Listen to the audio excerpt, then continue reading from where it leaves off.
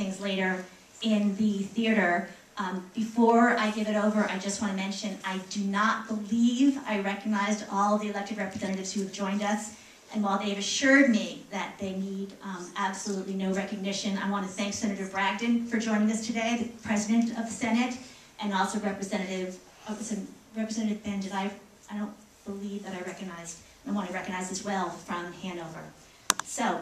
And Representative Schlackman from Exeter. And Representative Schlackman from Exeter. All I can say is we're blessed by having so many of these elected representatives here, and I do apologize if I've missed anyone.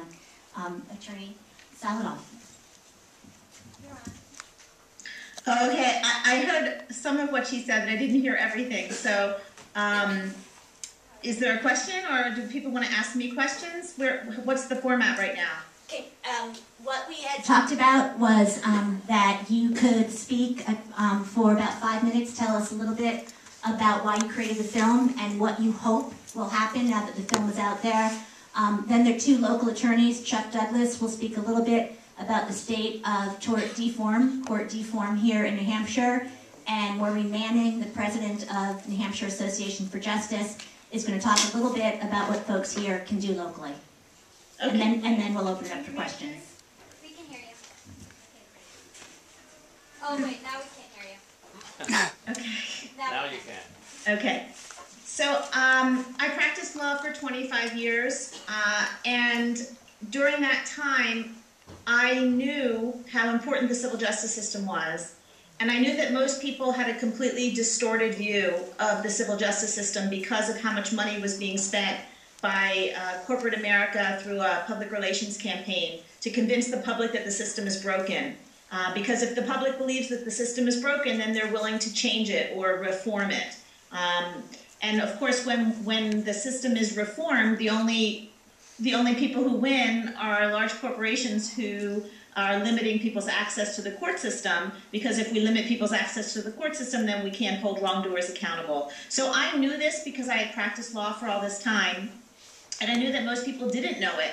And I actually kept waiting for someone else to make this film. I didn't set out to become a filmmaker. I just set out to tell a story. And so one day I just said to myself, well, I guess it's me. And so I wrote an outline, and I surrounded myself with experienced filmmakers in terms of the technical aspects. My production company's name is called If Not Now Productions, because I figured, well, you know, it's about now, and I made this film. So when I made it, I thought I was going to take 1 year off from my practice, 1 year sabbatical. And then, of course, that was in 2009, so it's going on almost 3 years now. But what I did was I wanted to make a film that was good enough to change the conversation about the tort system. And so I did everything I could to make it good enough for that to happen. And then we applied to the Sundance Film Festival cold, and we were fortunate enough to be one of 16 films that was chosen for the U.S. documentary competition out of, I think there were 842 this past year. And then we were the only film that was bought by HBO at Sundance. And at this point, you know, the film's been seen by millions of people, and it's hard for me to gauge, you know, your reaction since I'm only seeing a few of you. But the reaction has been...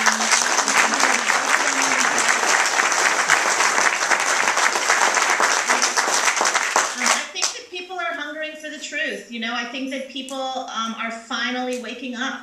And it's taken a long time, and this is a piece of the puzzle that, you know, the Occupy movements have started, but this is a piece of the puzzle, which is that corporations have not only bought our legislative branch and our executive branch, but they've bought our courts as well.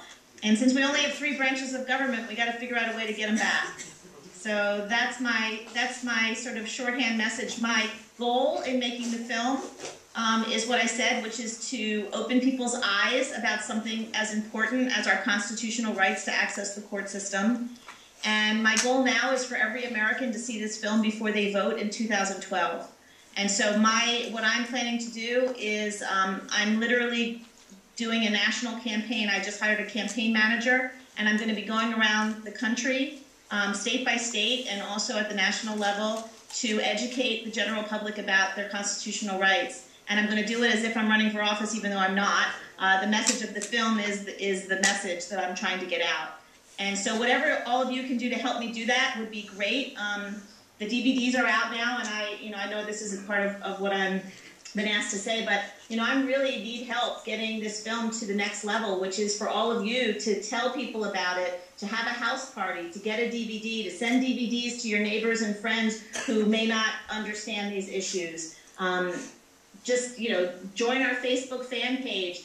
We have this thing called a holiday gift drive now, which is where literally people for a very small amount of money can send a copy of the movie to every legislator, either in office or running for office, to educate them about the issues in this film with a little holiday card. So anyway, I'll let the other panelists speak, but I'm totally, obviously open to questions.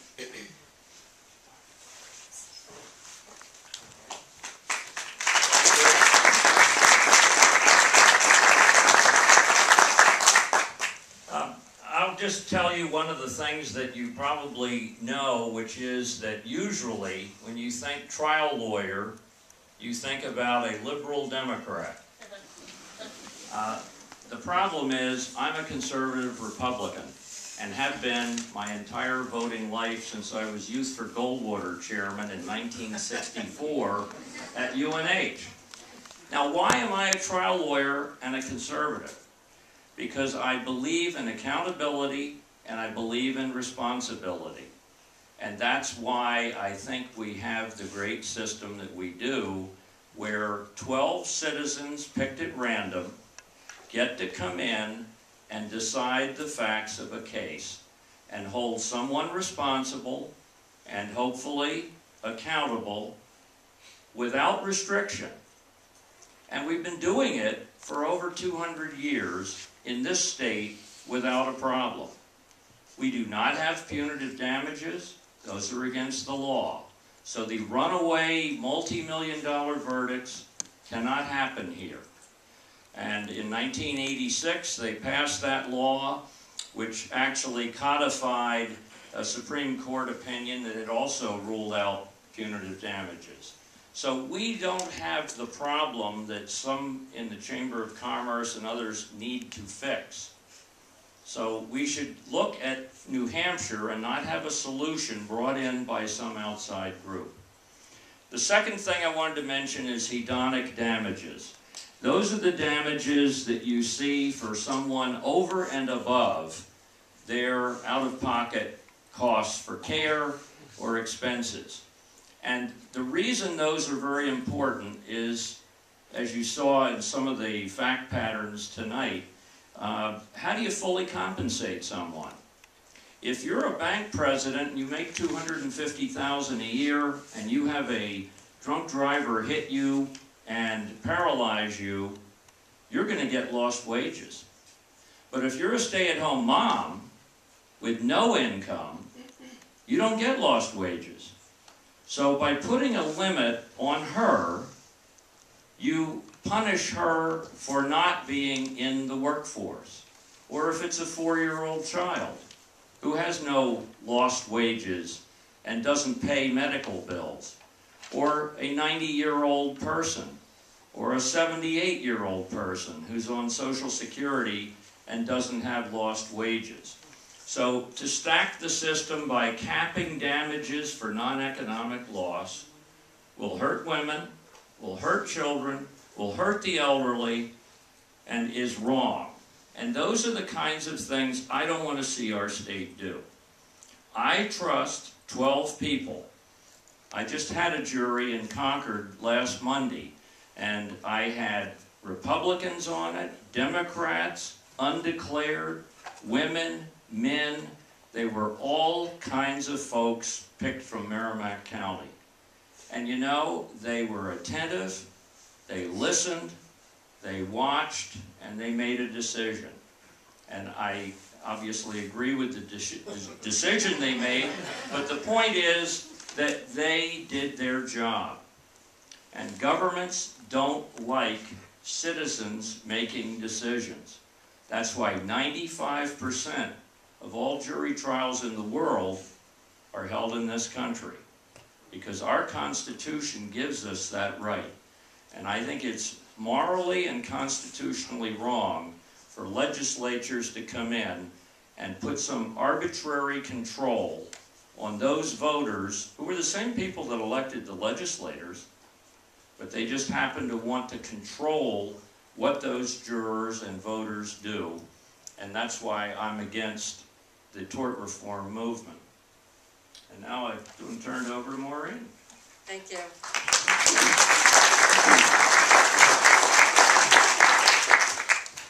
So as president of NHAJ, one of the things that I do and have been doing, actually even before I was president, was getting involved and going over to our state house.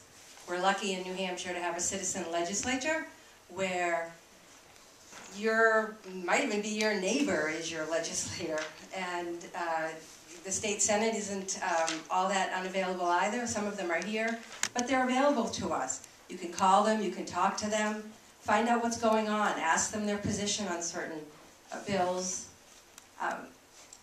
In New Hampshire, we don't have the same problem for many reasons that other states have. Chuck's already gone over some of those.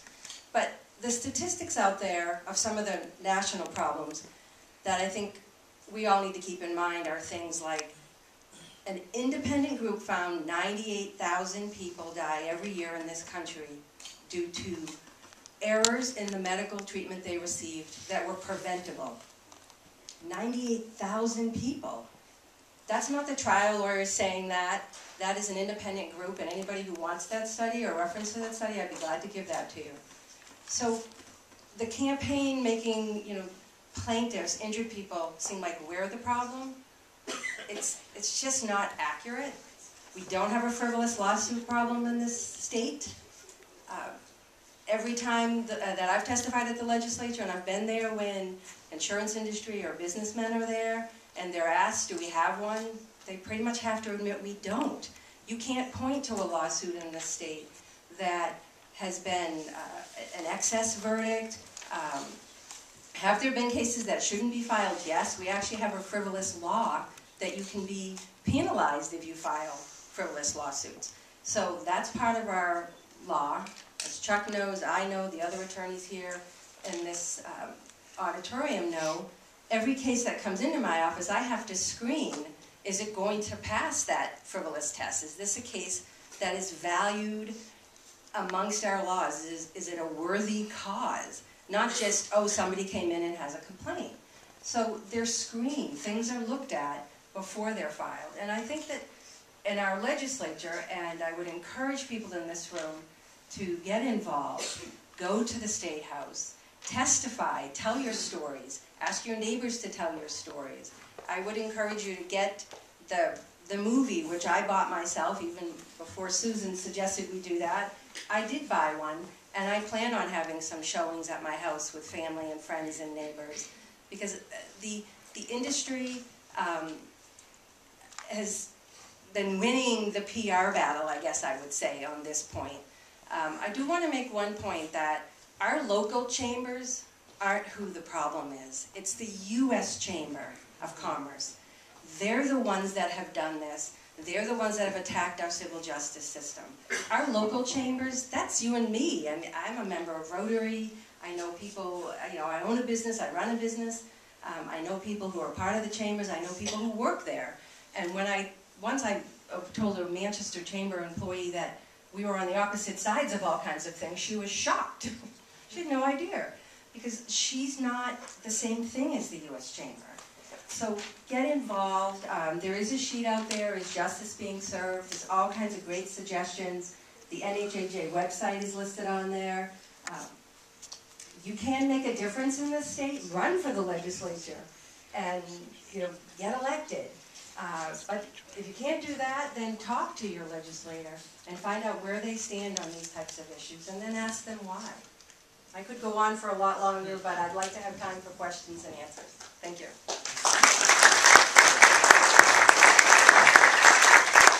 So if folks could raise their hand, I can bring the mic over, and I see someone in the back, so let me start there.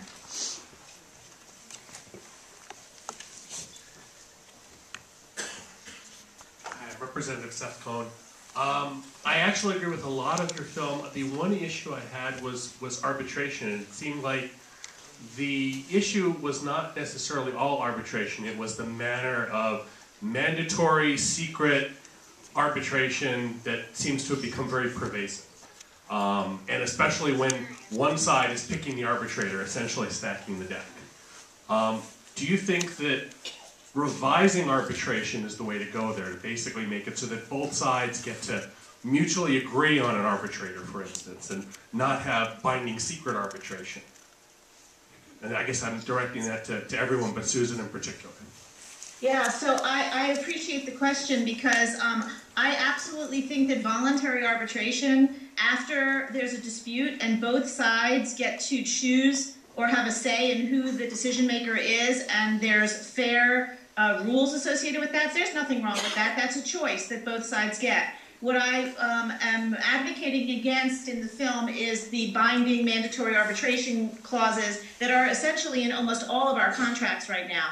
I mean, now that you've seen this, unless you're an attorney, you're going to see these now in places you never believed that they were ever before, and they're so one-sided. And as you saw in the film, it's almost impossible to get a fair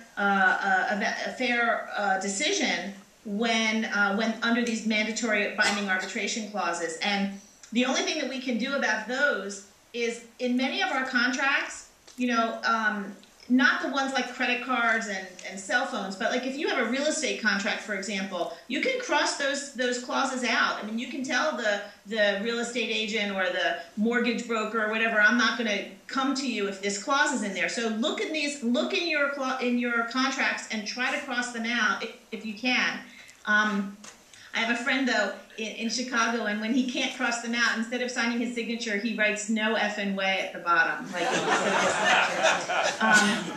but the other thing that people should know is that there's a bill pending in both the House and the Senate right now called the Arbitration Fairness Act. Senator Franken has introduced it in the Senate, and Bruce Braley from Iowa and others have introduced it in the House.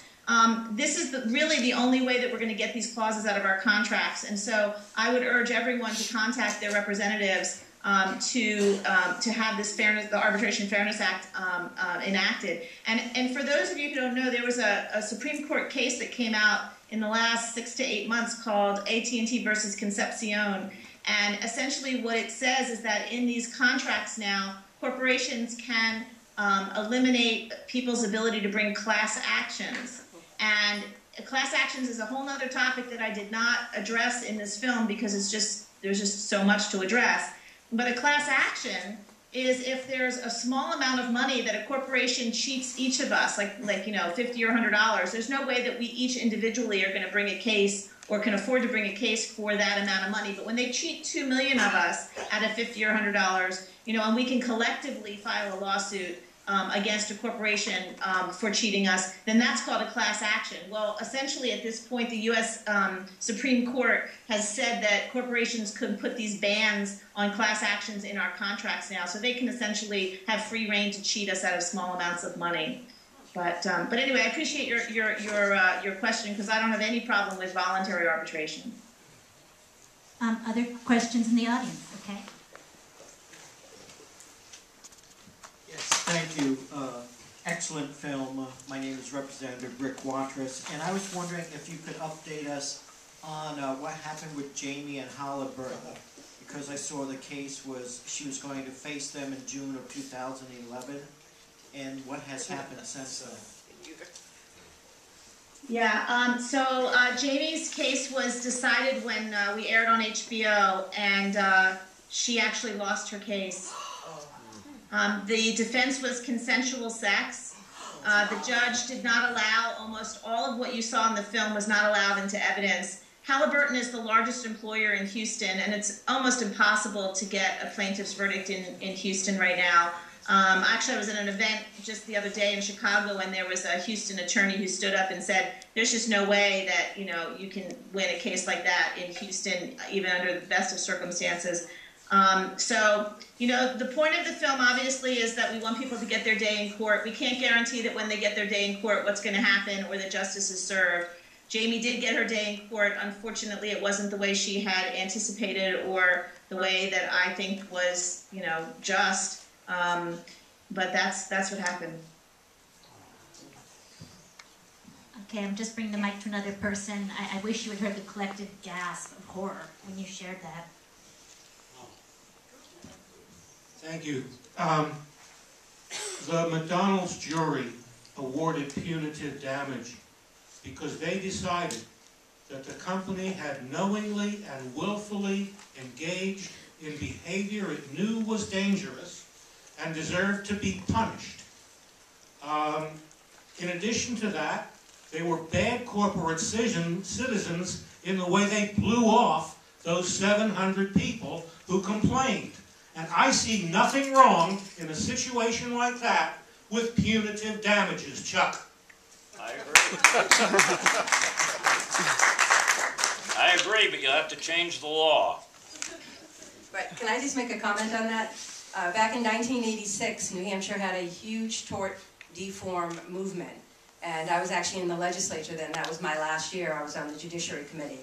And the tide was there. It was impossible to fully fight it. The attorneys tried, some victims came and tried, but that was one of the things that they got was a codification of no punitive damages in this state. And I tend to agree with you. They should be rare, but in the right case, they ought to be there. If I could, Maureen, just one point, because in 1986, I testified against those bills. But the interesting thing is, I said, okay, if you're going to do it, have the insurance industry come in and give an impact statement on how much the premiums will be reduced for every one of these bills you pass. And guess what? You should have seen the shucking and jiving by the orange badges from the insurance industry.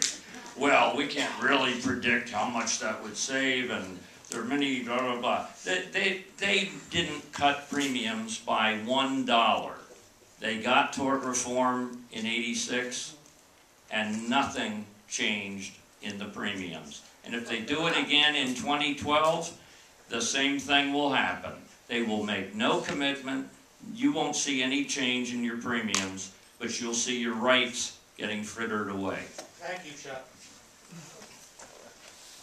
My name is George Pelletieri. I have to take exception, I think, with your comment that we don't have a problem in New Hampshire. We do have a problem, and the problem is a little bit different than what you described, and that is the woefully inadequate funding of our court system. It doesn't matter what laws we have, if we don't adequately fund the system to operate, then you're restricting our access. And I'd love it if one of the representatives would comment on that. I'm not going to put any of the reps on short notice on that one, but thank you for raising it. It's a critical issue. I will tell you all that NHAJ has been very involved in this issue, and a couple of resources you should know about. Susan's website, Hot Copy the Movie, has wonderful resources that'll help you figure out where to go from here. It gives you information on how to take the message, how to take the information that you've learned today, and share it with neighbors. I know that my 13-year-old daughter watched the movie, and the first thing she wanted to do was make sure that we brought it to the schools. So I've written to some of the schools, and I hope we'll have a chance to bring the movie into them. Think about how you can bring this into your communities. There is outside, you can pick up sheets. Basically, Susan, we stole and plagiarized from your website, and we have a number of different ways that folks can join to protect our civil justice system. And we reference you, we send you to Susan's website, but we also send you to our website, where for anyone, not just members, you can go to the Raise Your Voice section, and there's a drop down, and there are a number of issues, many of the issues that Susan spoke about, many additional ones, including court funding. And there are articles, there's research, there's data, there's everything you need to arm yourself to be informed about these issues. And yes, there is a primer on how to deal with the New Hampshire legislative process, how it works. So I want to bring this back to Maureeen, because I know she has something to say, but I want to make sure you all know that there are a number of resources that are available to you, nationally, locally, and we want to help you with this, and we want you to help us get the word out. Ellen, you pretty much said what I was going to say, except that I couldn't agree more with the comment about the court funding. And for sure that justice delayed is justice denied. I'm Paul Chan. I'm the president-elect of NHAJ, and I just wanted to thank Susan as we end the program for allowing us an opportunity to step back and think. I think we all go through our practices every day.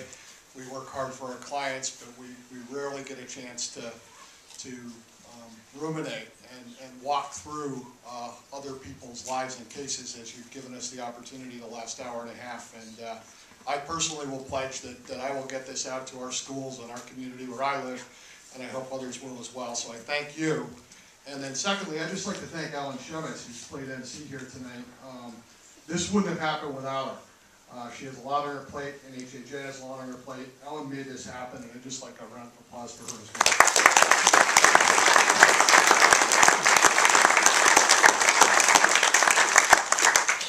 I also wanted to thank our legislators that are here.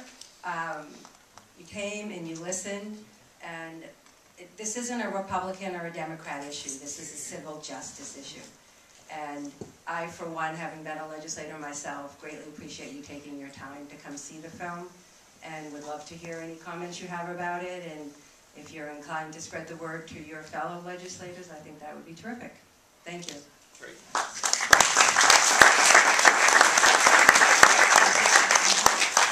I don't want to hold Attorney Saladoff any longer because we did promise her it would be brief. I want to thank you so much, and thank you for everything that you've done and the information that you've given us and empowered us with, and we promise to act.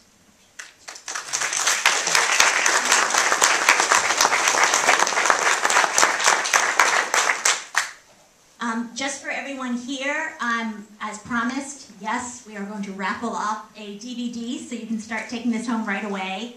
If you don't win it, be assured we have some that we're selling to you at cost that we've already purchased from Susan. The raffle bowl is right next to Kalina, and I'm gonna ask Kalina just to hand that bowl over to my daughter, who I think is impartial. And I will tell you that no NHAJ staff or governors have put their names into the bowl. So Pegala, could you choose a name on Apple TV?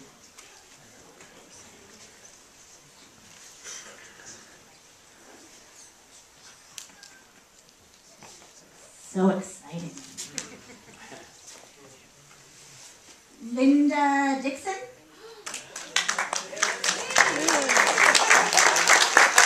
So on your way out, you can collect that Apple TV from Julian, but even more importantly, Pegala, second ticket please. Now this is what you want to win. This is the DVD to take home to your house party. And Thomas Chant.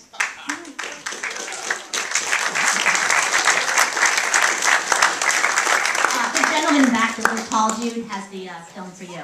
So there's coffee out there. There's still some food left. There are lots and lots of forms that talk about is justice being served. There's a sign-up sheet, and Kalina wants you to know that there is. Oh, just one second. Susan, did you want to say anything else? Actually, can I just make one more plug? So our website is hotcoffeethemovie.com, and we also have a Facebook fan page. So if you're a Facebook member, it's facebook.com/hotcoffeethemovie, and if you like us, we can let you know where we are, what we're up to. Also, I just want to give one more plug to our holiday gift drive. This is a really, really fun thing. It's sort of like Miracle on 34th Street. Remember the movie where like all the letters to showed up at, at the courthouse? Well, what our goal here is for copies of hot coffee for $10 each, which is like basically we're giving them away for politicians and candidates, to show up, like hundreds of them, to show up like, on these politicians and these candidates' desks, so that maybe they'll watch it. And if they don't watch it, maybe their staff will watch it. But, wouldn't it be great if, like, Rick Perry and Mitt Romney and Herman Cain and Rick Santorum and Obama all got, like, copies of hot coffee sitting on their desk for the holidays? So go to our website. It's called the Holiday Gift Drive. And also, if there's a movie theater in your town that would show hot coffee, even though it's already aired on HBO, like a small theater or an art house theater, let us know, because we would really like to get the film out to more people, and it can only be done with your help. So if you want to contact us directly, it's hotcoffeethemovie@gmail.com. And also, get it into law schools, get it into universities, get it into high schools. Just we won the award at the Traverse City Film Festival for the documentary that every American should see. And I really hope that happens, because I hope that all of you learned something tonight, and that you're going to have a little bit of a different perspective on your constitutional rights as a result. So thank you all for doing this, and I really appreciate everyone who organized this event. It's really humbling for me to see you all there, and I'm very grateful that you came and you gave this movie a chance. Thank you.